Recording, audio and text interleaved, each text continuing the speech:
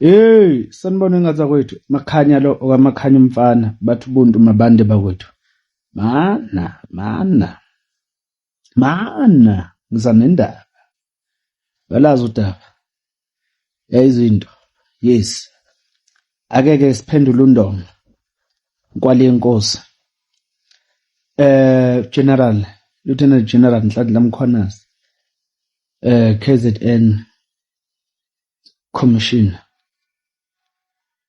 Provincial Commissioner uthi i-March and March kanye namanye ama-civic organization that are fighting to protect iNatal noma to protect South Africa from inflooded illegal foreigners.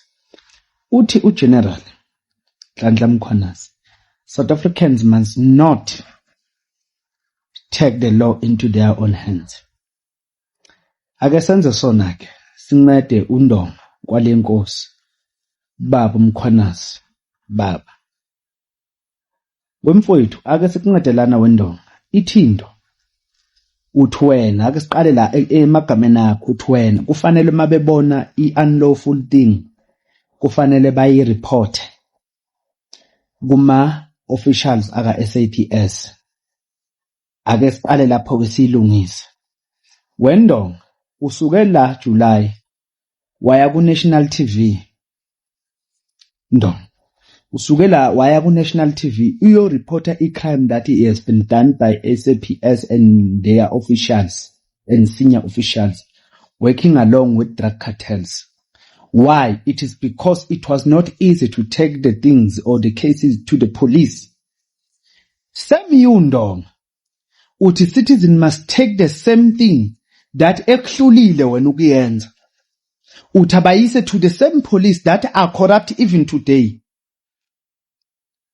Siqeda kuzwa manje ususpended provincial commissioner wala eMpumalanga uthi uMr Fani Masimuli kwasha kwacima indaba ka5 million asazi kwenzakaleni. Uthi if hayi mandonga mana wo awukwazi ukutshela ama South African ukuthi akenzeni ibe lento wena njengo provincial commissioner ikuhlulile. And number 2 awukwazi ndonga ukuthi uthi wena kuma South Africans our report the same police that are working with those drug people that are turning our kids and brothers into drug addict, because the same police are eating with those people, illegal foreigners. So you can't tell us ukuthi ut has reported into that is on a public domain ukuthi these people are inflated, and you can't claim ukuthi people abanjenge March and March batargeta batargeta our black brothers from outside the country. Ilakho lesebenzisana March and March ne MK iyaye itolo zamandiya nama China nabelungu ungizwe bese sitolo sama China namandiya. What uphakala umthakathi awukwazi ukukhuluma into ongenama fact ngayo ndonga. You are well respected. Akhona amavidiyo kaphakela umthakathi vakashela ama China nama Khaladi namandi. Just because ukuthi umuntu omnyama uzothatha propaganda Mr Ndonga spread ukujabulisa izitha. It's not gonna work. And whatever ndonga that ofuna ukuyi-achieve with whatever that meeting ozobuyenzile ne-March and March or nama-civic organization or nabo ngizwe nabo phakela umthakathi. Better bear in mind ukuthi South Africans are in charge now. With your police or no police, South Africans are in charge. Kubeke landonga la behind your medulla oblongata ukuthi South Africans are in charge. So uma bebona ukuthi izelwabo sesezandleni zabantu bokufika, you can't tell them ukuthi uthi wena ba verify those documents. Was kahle ukuthi imachine yalama okwenziwa lama document othi wa verify i-Home Affairs ithathe le machine yayinikeza ama illegal foreigners ukuthi bazenzele ama document. Uyazi ukuthi the same people othi wena bakufanele ba verify lama phepha i the same people abathengisa lama phepha i-Department of Home Affairs. So you can't ndonga. If I were you, I was not gonna comment on this. I was gonna keep quiet because it's a very sensitive matter. That's my advice. Department of Labor is corrupt. Department of Home Affairs is corrupt. Ithi SIU. Ithi Department of Home Affairs are the problem of our country, are the problems that benze ukuthi sibe nalezi inkinga ngizwa abazilwayo ophakela umthakathi abazilwayo. Iphumele report SIU ikhiphile. Why ndonga wenza ngazuthi awuyibukanga i-report ye-SIU? Lezi zinto abakubuza zona yizinto bekufanele uthathe kuyi-report ye-SIU awuri kwayona SIU awuyithembi. And utshela ama South African ndonga ukuthi awaye ku SAPS yona wena le ongayithembi. If mhlawumbe uthe hayi banike mina njengondonga cause South Africa ithemba mina and thina bekunikeza indawo ukuthi sibafuna behambile angeke ukhona ndonga kumanje unelinye ijoka lomsebenzi oluthathile la national. So manje uthi why uthi abantu abeze emaphoyiseni kwawena lamaphoyisa akuhlulile wazi wabiza izithangamza beindaba ukureport ubugebengu obenzakala kunemadla anga commission. It's because of something that you have reported. Ekuhlulile ukuyireporta internal emaphoyiseni ogqoka nawo same uniform, but you are forcing our people to go to the same police that are well corrupted by the same people that are feeding our people drugs. No, kuleyo ndonga kwale nkosi ngizokuhlaba ngihlabekisa uzosusa impi nodweshu ongeke uzukhona ukulumela wena with your men in blue, the one that are corrupt owaziyo wena ukuthi are corrupt. Nawe kuhlulile ukuthi ureport. Hayi wayo ndonga ngakhona ngokureporta internal akhulume nobheka wabona mos ukuthi corrupt lapha na ku men in blue. Undonga uya ku national TV uthi kubo kufanele ukuthi abantu ba report lezi zinto emaphoyiseni amaphoyisa enza umsebenzi. Muphi umsebenzi? Usho same police that are taking money from those people. Ucanta amaphoyisa wazi ukuthi imishini yokwenza amaphepha abantu bokufika aseyindlini zabantu bokufika. Uma sithi ndonga labantu abahambe njengama South African asithi siyabaxosha cause sixosha ndiya sixosha mlungu sixosha khaladi sixosha Zimbabwe Mozambique and Nigeria sithi sifuna ukudila nosopolitiki bethu ndonga. Laba osopolitiki bavika ngabo. So asifuni ukuthi wena futhi nawe siphazanyiswe nguwe kanye namaphoyisa akho because le mpindonga ofakaza phekwayo ukuyivimba kuzoba ncane. Why ngisho njalo ndonga? Ubonile East London alikho iphoyisa likhona ukuvimba that tsunami ye war. That is why ngithi even shokuthiwa nihendlisha indaba kaJacinta uphakela umthakathi ungizwe ofele emntwini nabanye abavikela lelizwe kofanele nihendlishe kahle ngoba uma ingake izwakala ukuthiwa nina nitageta laba abantu abalelizwe ndonga I'm telling you uyothatha ivideo yami uyilalela ukuthi only if salalela sikhuzo cause nawe namanje mhlambe bayasho lapho abakhuza ukuthi ke lana ubugebengu ube kuthiwa balalela imadlanga commission ingaka establishwa na ungakayi national TV uyobika lobugebengu nabo yindlela ndonga abasebenza ngayo ukutheqila i-corruption eyenziwa yi-Home Affairs ne-Department of Labor kanye no-government na politicians wethu. Yona ndlela abanayo le ndonga ukudila nale mess eyenziwa osopolitiki. Benze njani? Ufuna bayephi ndonga? Because kwanawe awuna solution kule nto eyenziwa osopolitiki. What my advice I can tell you ndonga ukuthi focus on your work. Bayeke laba benza umsebenzi wezwe. Phuma kulaba abantu ndonga benza umsebenzi wezwe. Ufocus ekubambeni igebengu ezenza ama-heist nama-drug cartels. That's my advice to you. Other than that, you will find yourself in the wrong hands of South Africans. Because once South Africans, they write you off. I'm telling you wish ukuthi ngabe uthathe retirement early. That's a friendly advice ndonga. Uzosibonga kusasa uthi siyabonga ukuthi benikhona mfoka makhanya nisikhuza and nisangakhuzeka or sakhuzeka na that is why namhlanje sithatha umhlala phansi ukahle nokuthula. Ama South African akulwele ndonga.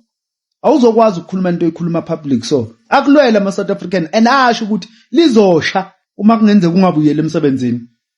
And bowazi until lizosha. So wenze ngathi awazi bewazi akutshela la ku social media ukuthi lizosha if undonga akawuthola umsebenzi wakhe back sisamdinga enza umsebenzi and utholile usunomunye national usukhuluma lento eyikhulumayo ndonga zibheke ndoda ukuthi ukhuluma kanjani ama South African law walidayi and sithembele kuwe awenze okufanele ukwenza uvikele izwi yeke lento yakho kuba yemenemene sanibonani uhamba ngendlela lo okamabeyano kabathu phezulu Wolfans lwabafokazayo okancuma namadumanda kaNdlovu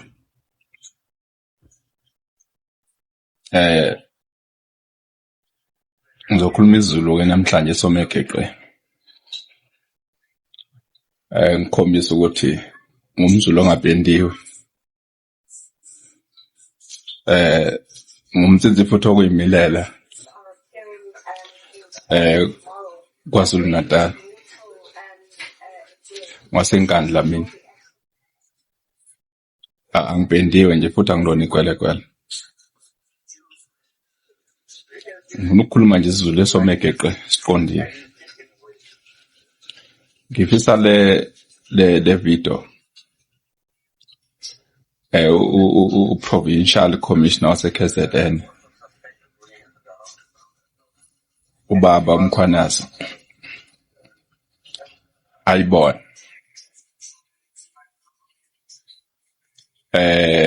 futhi le video ngiyenza nje ngenkulu inhlonipho angizili ukuzohlambalaza ngifuna ukukhuluma nje nqonde ngqo ngithi ubaba uMkhwanazi ke ngenhlonipho ngimnikeza inhlonipho hayi ukuthi angangizala nangokweminyaka ngaphambili kwakhe mina ngeminyaka uza ngemva kwami umne wethu ngengomsebenzi wakhe namagalelo akhe ngimnikeza inhlonipho futhi engicabanga ukuthi uyayideserve futhi le nhlonipho ayithola kubo bonke abanewethu nobaba abanye abobaba kimina nakuyena eKZN abanomzana abanini bemisi engicabanga ukuthi including amakhosi ngimnikeza ke leyo nhlonipho leyo kodwa ngifuna ukukhuluma nenqondo ngqo ngiyafisa futhi ukuthi uma TikTokers nenze sure ukuthi le message iyafinyelela kuMkhwanazi uMkhwanazi siyamthanda kakhulu ithemba lokugcina akekho futhi omunye isithembele kuyena siyamthanda ke ngenxa yemsebenzi yakhe yokuthi alwele umuntu omnyama nokuba ngakithi siyamthanda ngiyafisa lelokhuzana ifinyelele kakhulu kuyena yizwe ngifunazi nje futhi ukukhuluma umuntu wakubo KZN umkhaya wami uzoluzwa uma ngifuna ukukhuluma ngifuna ukukhuluma lo melegeqe into engifuna ukuyisho kumfoka Mkhwanazi iyodwa ngizokhuluma nawe Mkhwanazi emfoka Mkhwanazi kwi level yomnsizwa winsizwa siyakwazi siyakuhlonipha futhi lokho uyamela umnsizwa bakho uyamela into yakho uyamela futhi iqiniso engifuna ukuxwayisa kikho ngifuna uqala la kulabantu mfoka Shamase othi usebenza nabo akekho noyedwa okuthandayo akekho kulabantu olusebenza nabo embuthweni wamaphoyisa akekho noyedwa oyimisele futhi ukukuvikela ukukhusela akekho okuthandayo uma unephutho ukucabanga lokho uzoba senkingeni ulabo sopolitiki obabona benqetheze bambeduzane kwakho akekho umfoka Mkhwanazi okuthandayo labo sopolitiki obona belobe ihudla kuwe even abase KZN abafuni bafuna futhi ufile ngoba ubaphazamisa la abadla khona abaphila khona uyi-threat kubona ngifuna lokho nje ufake emnewethu ngikhuluma nawe njengomnewethu ngicela ukufaka emqondweni wakho njengendoda ngikhuluma nawe njengensizwa yami ngoba sithatha njengomnewethu njengomfowethu futhi sikhathalele impilo yakho. Labo sopolitiki ubona beyudla kwakhe ukuthanda bakufuna ufile. Uyazi izathu ukuthi usaphila yini? Basabathini. Ngoba bayazi sayidlula imiyalezo la, bayazi ukuthi sabatshela mehlweni asibafihlelang. Sathi into eyokwenzeka kuwe aboyizama soshisa libe umlotha futhi akekho umuntu osikhona. Akekho. Izathu mfoka Mkhwanazi ubona ukwazi ukusebenza uphephe la uhamba khona. Ingoba khona thina, sathiwa thina. Sathiwa thina. Ngendlela abakonyanya ngayo, ngutshela mina amaphoyisa osebenza ngawo. Ngendlela abakonyanya ngayo. Bafuna ufile. Abantu bayaboshwa mfoka Mkhwanazi ngenxa yakho. Uboshwe sopolitiki ngenxa yakho. Musa ke mfoka Mkhwanazi ufuna abantu bekuthanda. Uzakhela isigcwagcwa kubantu abakuthandayo abakukhusele. Ngikhuluma abantu ngeinsizwa nje. Ngikhuluma ngalabo abantu labo. Ngikhuluma ngabantu bo march and march. Uyabona lento obona beyenza imarch and march nabanye abafowethu amadela kufa. Including ngodadewethu amaqhawe Jacinta. Amadoda ambethe imizimba abantu besifazane. Bayenza ngoba beseka wena, basupporta wena. Angifisi imfoka Mkhwanazi ukuthi usale wedwa. Angifuni ukuthi uzakhela isigcwagcwa kithi nakubantu bonkana abathanda lelizwe bakwenyanyi. Angifuni uzivezele esinye isithombe ngawe esingakaze sasazi ngawe. Angifisi lokho. Ngifisa ukuthi kule nhlonipho abantu abanikeza yona, respect nothanda abanikeza lona, nokukhusela. Zangu ukuthi wonke umuntu othanda izwe lakhe eSouth Africa mayekhuleka, the first person amcelelayo ukuthi aphila abe safe wena mfoka Mkhwanazi. Everyone. Umuntu nomuntu oguqa ngedolo acelayo akakushiyi ngaphandle ukuthi ukhuseleke. Ngiyacela mfoka Mkhwanazi mhlawumbe ukuthola enhlizweni yakho. Xolise kubantu especially abantu bemarch and march amadela kufa. Xolise. Ngaba discredit mfoka Mkhwanazi abantu abaloya lelizwe leli ngoba izwe lihambile. Obona abantu bekwenza inkulumo yakho mfoka Shamase isivusela uhlevalo isivusela ubuhlungu.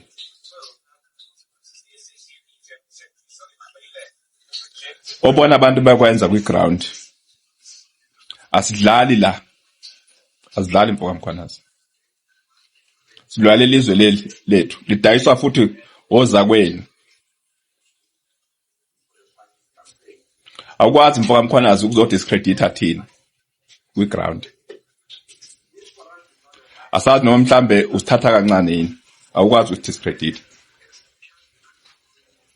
Awukwazi mfoka Mkhwanazi kubantu abakwesekayo abalwa left and right belwa besiza wena belekelela wena izwe lihambile. Sidayiswe bonke labo osopolitiki abakhona labasidayisile.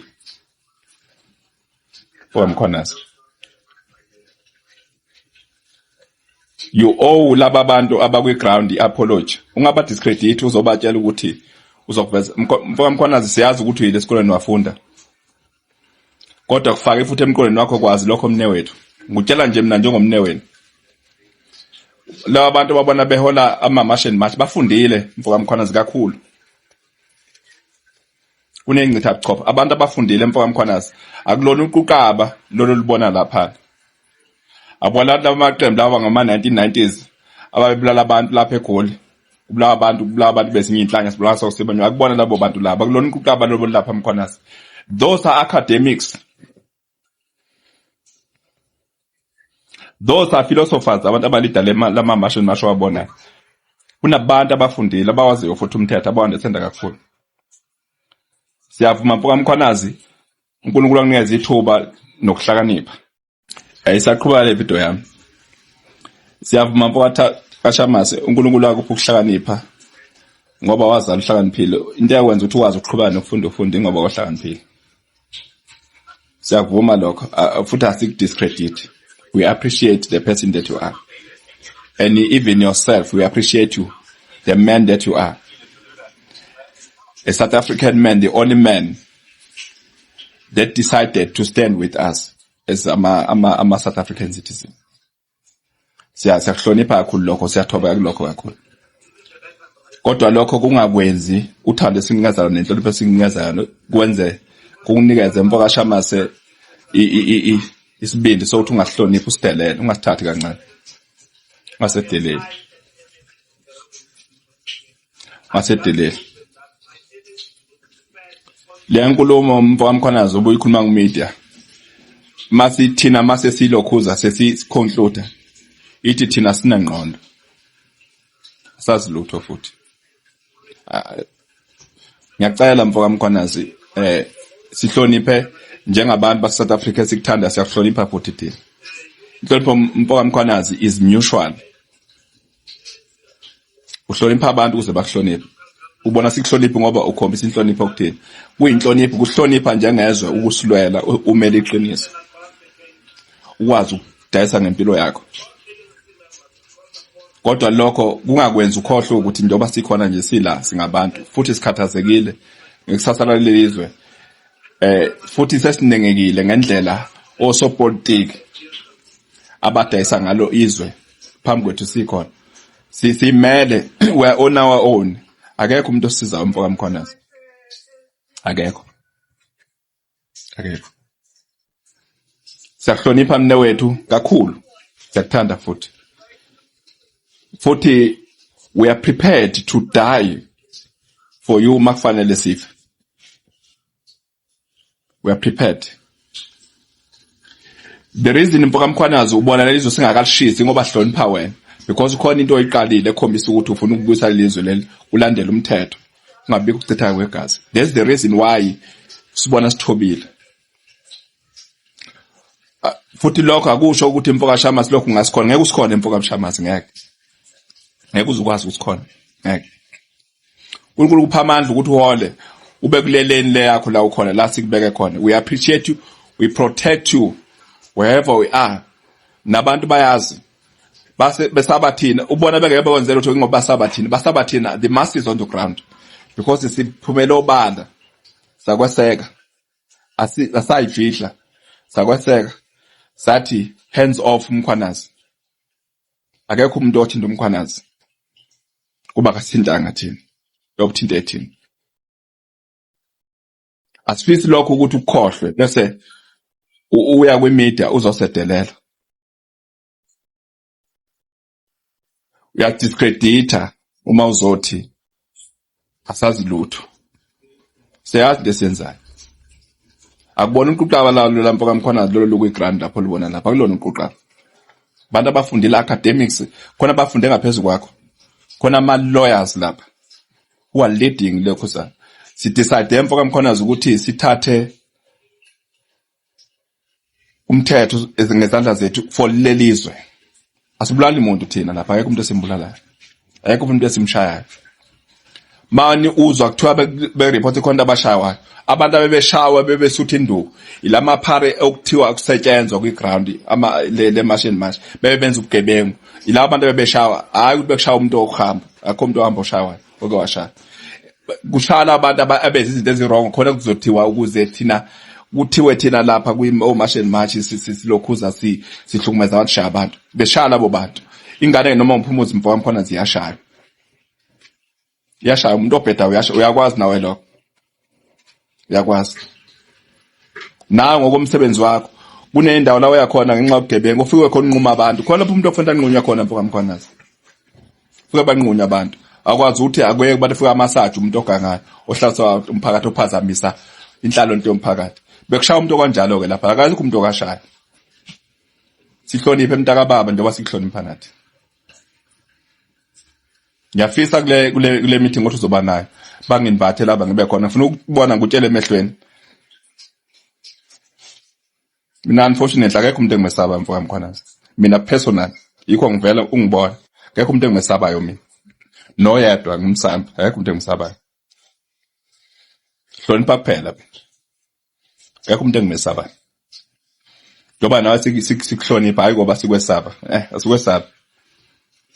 asikwesaba sikuhlonipha kwe level yomsebenzi ngokomsebenzi wakho neposition yakho sinikeza respect not because sikwesaba masizohlela lezo siza wena supporter wena left and right mawuthi wena une law enforcement iyiphinto yayenza uma ikho law enforcement bekwazi ukudila nama foreign nationals nokulekela abantu bakithi ikupho kwakwenza nokwafika kuwena emhlabeni zakho sinikeze one ukhuluma ngayiphi law enforcement ukhuluma ngabantu wena Shamas obabophayo kumanje abagcwele emalokuzeni begang besenzana namalokhuzana nama drug cartels kakhulukazi kwabantu baseNigeria abala South Africa benza indaba zama drugs la ukhuluma ngalapha bapha abantu law enforcement ufuna silinde yona thina izwe lihambe silinde yona bamkhwanazi ngeke ukwazi mfowethu mnewethu ukulawula isimo wedwa you need us on the ground uyakwazi lokho kunembeza wakho musa ukukhohlisa osopolitiki laba bafuna ukuthi uhlukane nathi usuke kithi bese bekwenza noma yini bazokubopha mfowamkhwanazi bazokubopha uma uhluleka mfowamkhwanazi ukulawula osopolitiki abakusebenzisayo bayekele kuthina as amamass asibona osopolitiki thina lama martian masho abona these operations ayikho politically affiliated just ordinary people abathandizwe lapho futhi akuzona iphukuphuku zabantu abantu abafundile nje banengqondo ephusa kakhulu abanokuhlakani philosophers greatest minds mfowamkhwanazi ngaphezulu kwakho abangakusiza nabo bakukhulise kwezinye izinto we need to listen to us you cannot credit these masses abakwe ground who are dealing with isimo esikhona usubabiza abantu abazidoma bangenangqondo abazohamba bashaya abantu bashaya bebodwa akekho umuntu oshaya umuntu wakhe baya understand umthetho they are working within the 4 pillars of the constitution yikho ngitshela ukuthi kunama academics they are lawyers bayazi into abayenza for your information already kunabantu South Africa sebekwazi ukungena bangena emsebenzini basebenza even emafemini bekhishwa yibo labantu abamasses on the ground ngekho mfowamkhwanazi because wakho umsebenzi yawazi awukwazi discredit yonke leyo msebenzi leyo kuthola inqwaba yabantu manje thina utasilinde ilokhuzana ilo enforcement yakho abakwehlulayo nawe beze ugebengu right under your nose uyababopha kumanje uma besebenzela lelizwe labantu they are working with ama criminals with foreign nationals who are in this country benza indawo zokugebengu abasizi thina basilekele thina siyakuthanda kabi South Africa especially masses on the ground abantu ungasenzi siphelele uthando lwakho nje labantu laba abasopolitiki abakhohlisayo bakusebenzisa bafuna ukuthi sikwenyane siphume kuwe mfowamkhwanazi asithanda ukuphuma kuwe thina mhlala saphuma kuwe sakushiya bokubona ukuthi ukuphumisa wathi bazokubulala nalama mphoso sitshela ngayo law enforcement yini ke yenze siza ngayo asisiza ngalutho thina law enforcement sinama foreign nationals all over in our streets even emakhaya baphethe iziphaza bangena lapha benza into abayithanda we are dealing with such people kufakazi bokuthi law enforcement yakhe ihlulekile that's why abantu they have taken over since beqalile kuclear ngisho emadrobheni amanye akwazi ukuqhamuka uzodiscredit bengifisa mina laba the date banginvite ngifuna uzokuyala mina emehlweni mina sikuyela ukuthi not nasikwesabi siyakuhlonipha kuphela ungasidiscredit tshela ngama law enforcement yini abake bayenza for your information the very same people okhuluma ngabo bona fake bathatha imali kuma Nigeria laba abantu abakuma Nigeria mangabe kuza ama march la bawatshela ama Nigeria wahamba akwazi ukukhuluma lokho ubusuthi kufanele ukuthi silokhuze sizoza kibo silinde bona thina bezotshela abantu bapha abafihla izinto ayikho into abasiza ngayo abantu okhuluma ngabo bakwehlulile nawe babumkhwanazi thina akekho umuntu esimesaba sokutshela nje ngenkulu futhi inhlonipho badiscredit abantu bakithi abalula lelizwe basiza wena badiscredit hamba yozwa kubona bafuna luphu usizo kuwo hayi badiscredit ngithanga utshela lokho nje bayidluse nabanye le message kuwe ngicathi izofika abantu bakithi badayisa ngegazi labo balula lelizwe ngisho abasifazana ngabadiscredit mfowethu